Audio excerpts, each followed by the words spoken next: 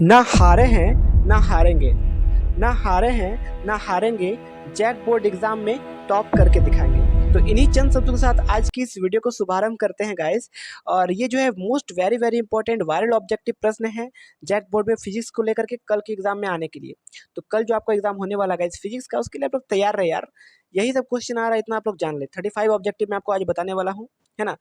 इसके पहले video upload हो चुकी है और अभी और होंगी। आज बस समझिए आपको पढ़ना ही पढ़ना है, बस ऑब्जेक्टिव और सब्जेक्टिव से भर दो देना है आपको।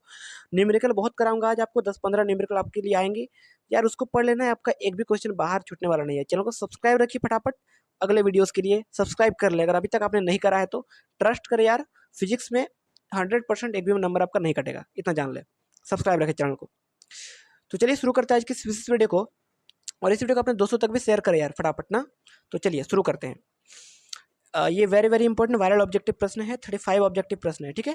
तो चलिए शुरू करते हैं। पहला क्वेश्चन देखते हैं क्या है। विच of the following properties is not satisfied by an electric charge.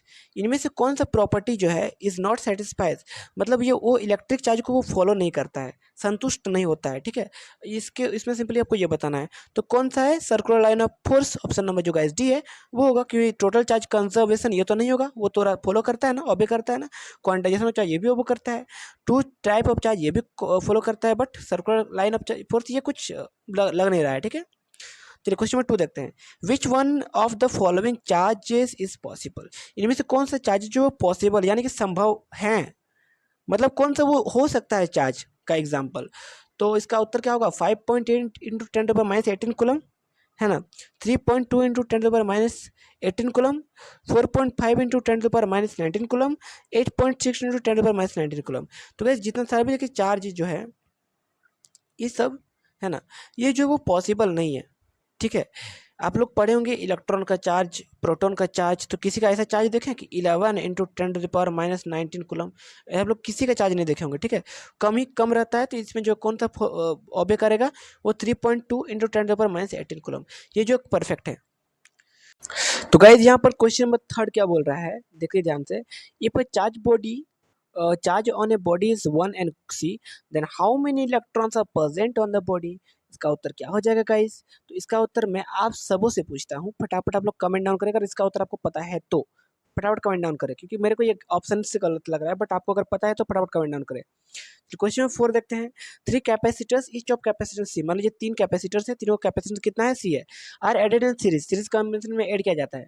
Then the equivalent capacitance, तब जो इक्विवेलेंट कैपेसिटेंस वो कितना होगा। तो ये आप लोग एक फॉर्मूला पढ़े होंगे, 1/c equal to 1/c1 plus 1/c2 plus 1/c3, ठीक है। 1/c3, तो तीनों का कैपेसिटी सी ही है। तो सी 1 1 2 3 हटा देंगे।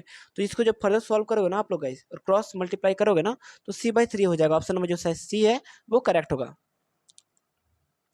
चलिए ऐसा यूनिट सेल्फ इंडक्टेंस बताना है आपको क्वेश्चन नंबर 5 में। सेल्फ इंडक्टेंस ऐसा unit Henry, option number D है वो करेक्ट है। 6, the direction of induced current in circuit is always such that is opposes the cause due to which is it is produced. This law is named as। अब question number 6 का answer क्या होगा, Lenz law. इसी को तो बोलते हैं Lenz law, Lenz law का ही ये डेफिनेशन है, ठीक है। चलिए क्वेश्चन नंबर 7 देखते हैं फटाफट हम लोग। The electric flux of Gaussian surface that encloses the 3 charged particle in free space, ठीक है। तो उसमें Q1 दिया हुआ है इतना -14 न्यूटन कूलम, ठीक है। Q2 दिया हुआ है 78.85 NC न्यूटन कूलम, और Q3 दिया हुआ है -58 न्यूटन कूलम। तो ठीक है, और इसका आपको क्या निकालना है, इलेक्ट्रिक फ्लक्स निकालना है। तो इलेक्ट्रिक फ्लक्स का क्या होता है फॉर्मूला, आपको मैंने पहले ही बता रखा है। गॉसियन सरफेस में क्या होता है भैया, क्या होता है भैया, total net charge by epsilon not, है ना। गॉस लॉ यही ना बोलता है, इलेक्ट्रिक फ्लक्स किसके बराबर रहता है, total net charge by epsilon not. Epsilon not का आपको वैल्यू पता है। एप्सिलॉन नॉट का चलिए आपको वैल्यू बताता हूँ। एप्सिलॉन नॉट का वैल्यू कितना होगा, 8.85 इंटू 10⁻⁻12, ये होता है एप्सिलॉन नॉट का वैल्यू। और टोटल नेट चार्ज कितना है, -14, ये 78, तीनों को जोड़ देना है, एप्सिलॉन नॉट का वैल्यू नीचे लिख देना है। तो अब जब आपको इसको फर्दर सॉल्व करोगे ना, तो इसको उत्तर का कितना आ जाएगा। क्वेश्चन नंबर 7 देखते हैं। 7 में गाइज किसका कितना आएगा, 10 103 नहीं गाइज, ये लग रहा है ऑप्शन आपका गलत है। इसका उत्तर होना चाहिए 10⁻3, 10⁻3 इसका उत्तर होना चाहिए शायद। तो ये ऑप्शन नंबर जो ए है वो करेक्ट है, मतलब 10⁻³ होगा, 103 नहीं, 10⁻³ होगा आंसर। ठीक है, चलिए क्वेश्चन नंबर 8 देखते हैं। Two parallel conductors carrying current in the opposite direction. मान लीजिए टू पैरेलल कंडक्टर्स से वो कैरिंग करंट करता है ऑपोजिट डायरेक्शन से, तब वो क्या होंगे, एक दूसरे से अट्रैक्ट करेंगे कि रिपेल करेंगे? तो गाइस क्या होगा, रिपेल ईच अदर, रिपेल करेंगे एक दूसरे से, है ना, दूर भागेंगे गाइस। चलिए unit of magnetic field, unit magnetic field का गाइस यूनिट क्या है, 9 नंबर, इसको मैंने आपको बार बार पूछ रखा है, तो वेबर पर मीटर स्क्वायर। क्वेश्चन नंबर 10 बताएं, 10 का उत्तर देखते हैं। Which material has highest electrical conductivity, कौन से मेटल का हाईएस्ट इलेक्ट्रिकल कंडक्टिविटी है? क्वेश्चन नंबर 10 का उत्तर क्या हो जाएगा, सिल्वर का हाईएस्ट इलेक्ट्रिक कंडक्टिविटी रहता है। 11 देखते हैं। A point charge Q is placed in an electrical field E, the force experienced by the charge will be. अब पॉइंट चार्ज Q जो है, एक पॉइंट चार्ज है, इस प्लेस्ड, कोई भी इलेक्ट्रिक फील्ड में उसको प्लेस किया जाता है। The force experienced by the, मतलब फोर्स क्या होगा, तो फोर्स का गाइस फॉर्मूला क्या होता है, K Q1 Q2/r² या फिर KQ/r², है ना। तो जब आप लोग इसको सॉल्व करोगे फर्दर, तो इसका उत्तर मैं आपको बता दे रहा हूँ, सिंपली इसका उत्तर क्या हो जाएगा, QE होगा। मतलब F बराबर, एक ये भी फॉर्मूला होता है, F बराबर QE, है ना, आप लोग ये भी पढ़े होंगे, है ना, पढ़े होंगे कहीं पे। तो ये उसका उत्तर होगा, ऑप्शन नंबर जो आपका बी है वो करेक्ट है। चलिए 12 देखते हैं। Ohm's law is valid when the temperature of the conductor, Ohm's law valid ये क्वेश्चन नंबर आपका सेमेस्टर 1 में भी था, सॉरी यार, सेमेस्टर आपका सेट 1 में भी था ये क्वेश्चन। ठीक है, क्वेश्चन नंबर 12। तो 12 क्या बोल रहा है कि ओम्स लॉ वैलिड कब करेगा, जब टेम्परेचर ऑफ द कंडक्टर, मतलब कितना होना चाहिए, वो हाई रहेगा तब वैलिड करेगा, लो होगा तब वैलिड करेगा, ये पूछ रहा है। तो 12 का आंसर क्या जो है वो कांस्टेंट रहेगा तब वैलिड करेगा इस। 13 देखते हैं हम लोग यहाँ पे, और यहाँ पर फिर एक न्यूमेरिकल आ गया हमारे सामने, बाप रे कितना न्यूमेरिकल है। चलिए इसको मैं आपको बाद में करा दूंगा, इस न्यूमेरिकल को मैं आपको बाद में करा दूंगा, बट इसका उत्तर मैं आपको बता दे रहा हूँ, इसके लिए स्पेशल वीडियो आएंगे। ठीक है, 13 का उत्तर क्या हो जाएगा, option number A, sigma by epsilon not. ठीक है, ये शायद सरफेस चार्ज डेंसिटी का फॉर्मूला है क्या, सरफेस चार्ज डेंसिटी का फॉर्मूला है क्या, सिग्मा बाय एप्सिलॉन नॉट, मेरे को तो वही लग रहा है, तो ऑप्शन नंबर ए करेक्ट होगा। 14 देखते हैं यहाँ पर हम लोग। A parallel plate air capacitor has a capacitance C. When it is completely filled with a dielectric constant 5, the percentage increase in the capacitance will be. तो कितना परसेंट जो है वो इंक्रीज करेगा? ठीक है, तो यहाँ पर जो है कितना परसेंट कैपेसिटेंस सी है, एक प्लेट है उसका कैपेसिटेंस सी है, जब ये कम्प्लीटली फिल्ड रहे डाइलेक्ट्रिक कांस्टेंट 5 से, तो कितना परसेंट वो इंक्रीज करेगा गाइस? वो जो है यहाँ पे आपका ऑप्शन में वो है नहीं, ऑप्शन में आपका नहीं है। जब मैंने इसको सॉल्व करा था तो इसका उत्तर आपका 400% होगा। ठीक है, तो ये उत्तर में आपका नहीं है, तो सिंपली इसका 400 होगा, जो कि उत्तर में नहीं है, बट आपको अगर एग्जाम में आता है तो 400% में ही आपको टिक लगाना है। ठीक है, क्वेश्चन नंबर 15 देखते हैं। The flux linked with a coil at instant time t is given by, है ना, तो ये दिया हुआ है, इलेक्ट्रिक फ्लक्स का वैल्यू इतना दिया हुआ है ना, टाइम कितना है, इतना 3 सेकंड। तो इसको आपको सिंपली कुछ करना नहीं है, एक बार डिफ्रेंशिएट करना है और टी का वैल्यू पुट कर देना है, नॉर्मली आंसर आ जाना है गाइस। तो इसको सिंपली आंसर आपका कितना आएगा, क्वेश्चन नंबर 15 का आंसर कितना आएगा, -10 वोल्ट। ठीक है, चलिए क्वेश्चन नंबर 16 देखते हैं। The Kirchhoff's first law, that is I equal to 0, second law ये होता है किरचॉफ्स का।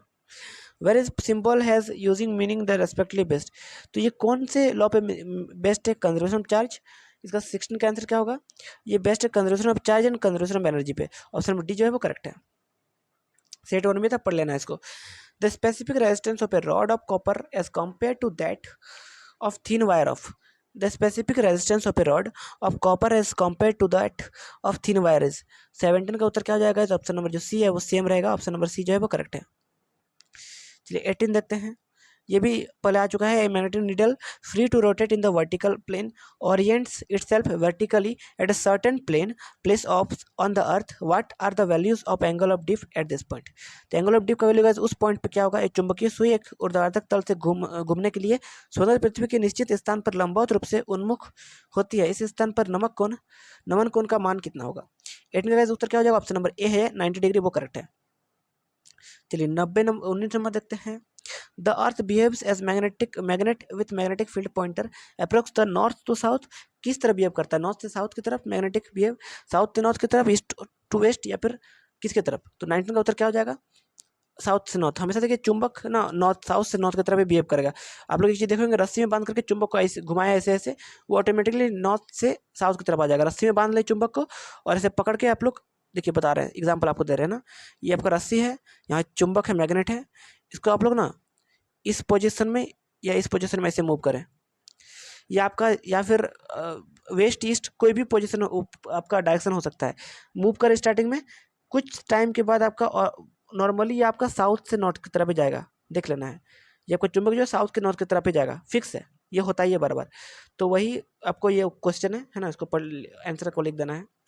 20 नंबर देखते हैं, the strength of the earth's magnetic field is, magnetic field का स्ट्रेंथ क्या है अर्थ का, ठीक है। तो 20 का vary from place to place on the earth surface, ये वेरी हर जगह वेरी करता है अपने हिसाब से। 21 का उत्तर देखते हैं, the energy stored per unit volume between two plates of parallel plate capacitance will be. तो 21 का उत्तर क्या जाएगा, ऑप्शन में डी जो 1/2 एप्सिलॉन नॉट ई स्क्वायर है ना, मल्टीप्लाई में है। चलिए यहाँ पर आपका 22 देखते हैं, ratio between total intensity of magnetic field at equator to poles, ratio between total intensity, पूरा इंटेंसिटी में किसका, मैग्नेटिक फील्ड का, at equator of the poles, poles के इक्वेटर में कितना होगा, है ना। 22 का आंसर क्या होगा, option number A is 1:1। 23rd का देखते हैं, विच of the following velocity of the electron determines the current through the conductor, which of the following velocity, इनमें से कौन सा velocity of the electrons determine the current through the conductor, है ना, किस पे वो डिपेंड करता है। ऑप्शन क्वेश्चन में 23rd देखते हैं, तो ड्रिफ्ट वेलोसिटी ओनली। अब कहते हैं क्वेश्चन ये आता है कि ड्रिफ्ट वेलोसिटी होता क्या है, तो कोई भी एक यहाँ पर चार्ज मान लीजिए मूव कर रहा है, क्लोज सरफेस में चार्ज वो मूव कर रहा है ना, तो उसी के बीच में जो क्या बोलते हैं वो, उसी का वेलोसिटी है ना, कितना वेलोसिटी से वो मूव कर रहा है, एवरेज वेलोसिटी, कोई बोलते हैं ड्रिफ्ट वेलोसिटी नॉर्मली। 24 देखते हैं, copper and germanium are cooled from 50 degree Celsius and room temperature 20 degree Celsius, तो रेजिस्टेंस कितना होगा, रेजिस्टेंस कितना होगा, 24 का उत्तर देखते हैं फटाफट। Copper decrease with germanium, germanium जब इंक्रीज करेगा तो कॉपर वो घटेगा, ठीक है। चलिए फटाफट 25 का उत्तर देखते हैं, फिगर दिया हुआ है, current of parts of electrical circuit then current I. तो यहाँ पर देखिए करंट आपका दिया हुआ है, आपका किरचॉफ लॉ से बन जाएगा, किरचॉफ लॉ से बन जाएगा, किरचॉफ लॉ से बनाना है, फर्स्ट लॉ सेकंड लॉ लगाना है, फटाफट जंक्शन लॉ लगाना है ना, या फिर लूप लॉ लगाना है, कुछ भी, लूप लॉ नहीं, इसमें ये जंक्शन लॉ से बन जाएगा आपका। तो ये फटाफट बनना है, जंक्शन में मीट कर रहा है, ठीक है, जो करंट आ रहा है वो उसको पॉजिटिव लेना है, इस साइड लिखना है, जा रहा है उसको गाइज इस साइड लिखना है, ठीक है, और फिर इसको इधर ले आना है और निकाल देना है। तो उत्तर क्या हो जाएगा 25 का, 25 का उत्तर गाइज आपका 1.7 एम्पियर, 1.7 एम्पियर। 27 देखते हैं, a current carrying power line carries current from west to east, what is the direction of the magnetic field 1 metre above it, इनमें से कौन सा करेक्ट है। 26 का answer guys north to south, आपको कुछ देर पहले बताया था, ठीक है, ये उल्टा आपका दिया हुआ है, ऑपोजिट, नॉर्थ टू साउथ। चलिए, magnetic field due to toroidal solenoid is independent of, magnetic field due to toroidal solenoid is independent of. 27 का उत्तर क्या हो जाएगा, ऑप्शन नंबर सी जो है रेडियस, वो करेक्ट है। 28 देखते हैं, a charged particle moves through a magnetic field directed perpendicular to its direction of motion, which of the following quantities of the particles will not changed, इनमें से कौन सा जो चेंज नहीं होगा। 28 का उत्तर क्या हो जाएगा, ऑप्शन नंबर जो गाइस बी है, स्पीड, वो चेंज हमेशा नहीं होगा, ठीक है। चलिए क्वेश्चन नंबर 29 देखते हैं फटाफट, the force on a current carrying conductor in magnetic field is maximum when angle between, मतलब कब मैक्सिमम रहेगा, जब उसके बीच का एंगल कितना होना चाहिए, कब मैक्सिमम रहेगा, ये आपको बताना है, फोर्स। चलिए कितना नंबर क्वेश्चन है, 29 है ना, 29 का वो जब एंगल उसका 90 डिग्री रहेगा, तब जब वो ऐसे बिल्कुल ऐसे रहेगा मैग्नेटिक फील्ड और करंट, ठीक है। 30 देखते हैं, 30 नंबर उतना इंपॉर्टेंट है नहीं, 30 को हम लोग स्किप करते हैं, बट आंसर मैं आपको बता दे रहा हूँ, क्वेश्चन पढ़ाने जो बहुत ज़्यादा बड़ा है। 30 देखते हैं, 30 का उत्तर क्या होगा, अट्रैक्ट ईच अदर, है ना, ऑप्शन नंबर ए करेक्ट है, ठीक है। Two thin long parallel wire separated by distance D, मतलब मान लीजिए समझा देता हूँ, टू थिन, दो पतले लंबे और parallel wire separated by distance D, ऐसे distance D, carry current I current carry करता है सेम डायरेक्शन, तब जो है वो क्या होंगे एक दूसरे से, तो वो गाइस रिपेल करेंगे, किस फोर्स से, ये से, mu naught I square upon 2 pi D से। 31 देखते हैं, the magnetic lines of force inside a bar magnet, वो क्या होता है, 31 का are from south pole to north pole of the magnet, south से नॉर्थ पोल की तरफ। तो ये गाइस आपको मैं ना इससे ये क्वेश्चन आएगा, डायरेक्शन बस याद है कि साउथ से नॉर्थ तरफ जाएगा, ठीक है, घुमा फिरा के पूछ दे तो देख लेना है, कुछ देर पहले आपको बताया था मैंने।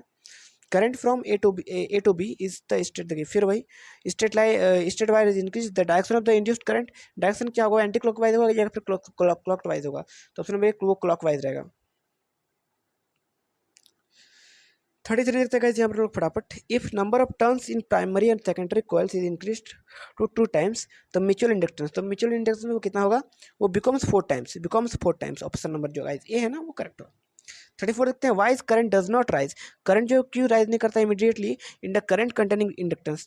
ठीक है, तो इसका उत्तर क्या हो जाएगा 34 का उत्तर का option number A, because of induced EMF, वो करेक्ट है। 35 देखते हैं, when 3 identical bulbs of 60 watt to 200 watt rating are connected in series to a 200 volt supply, the power drawn by them will be, तो power कितना दिया हुआ है, power कितना होगा, तो पावर का फॉर्मूला लगा देना है ना।